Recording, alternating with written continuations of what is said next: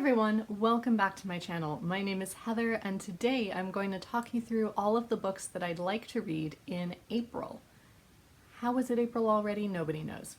The first book you will have heard me talk about before, as it is a carryover from the month of March, which is Rainbow Valley by L.M. Montgomery. This is the 7th book in the Anne of Green Gables series, and it follows Anne's family, more so I think all of her children than Anne herself, though of course I'm sure she factors in. This is going to be my vaccination weekend book because it is quite episodic and quite light, and I think that is exactly what I am going to need. I thought I would be vaccinated at the end of March, but it turns out I will be at the beginning of April instead. So I will save this book for that weekend. Next, I will be participating in two, I guess, buddy reads. The first is the next read for the Brontë Project run by Marissa at Blatantly Bookish, and I will leave all of that information down below. But our read for April is Agnes Gray by Anne Brontë. And I know nothing about this except that it chronicles the life of a governess and all of its hardships. I don't even have an opinion of Anne Brontë. I have never read either of Anne's works before, so I am very excited to read it, as I have heard wonderful things about this and The Tenant of Wildfell Hall, which we will be reading in May.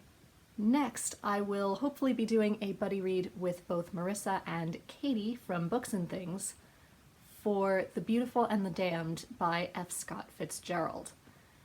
I read The Great Gatsby in school, and I read Tender is the Night a few years ago. I really don't know much about the plot of this one. I'm assuming that it follows his general theme of people seeking happiness in the 1920s and not seeking it in the right ways and thus not being entirely satisfied with their lives.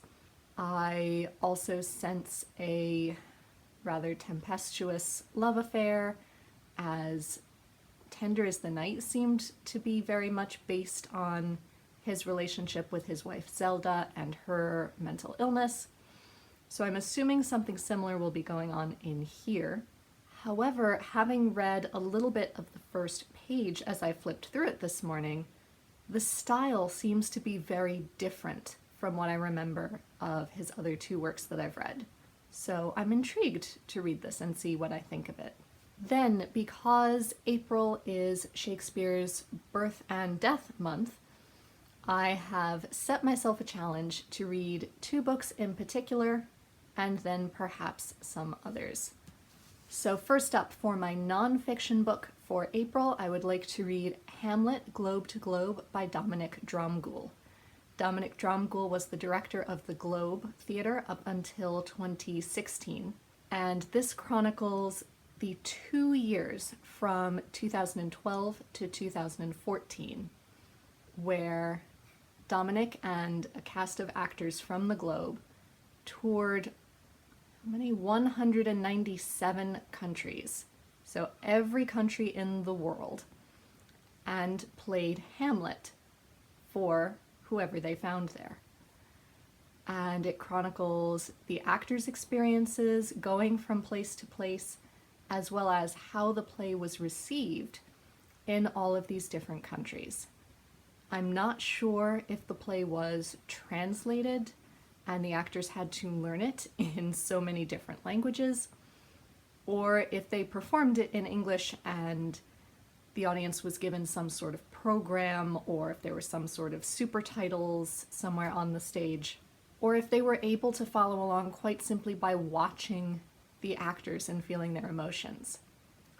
But this sounds utterly fascinating. It looks very, very moving. Some of the photos they have of this play being performed in refugee camps and in countries where they have never seen Shakespeare before look really, really moving. So I'm very excited for this.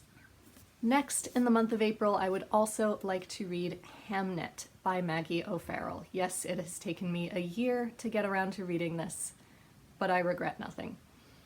This is a literary fiction look at the Shakespeare family and their reactions and their grief in the wake of the death of Hamlet, Shakespeare's son. By all accounts, it is incredibly moving and beautifully written. It won several awards in Britain, and I've been looking forward to reading this for a very long time.